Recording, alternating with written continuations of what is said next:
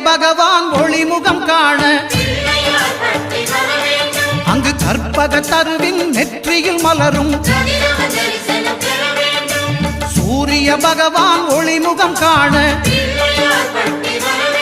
அங்கு கற்பக தருவின் நெற்றியில் மலரும் இருளை விலக்கி உலகை எழுப்பும் ஞாயிறு அங்கே குடியிருப்பான் அவன் ஆனை முகத்தனின் அடியவர் மனத்தில் ஒளியாய் வந்து கொலுவிருப்பான்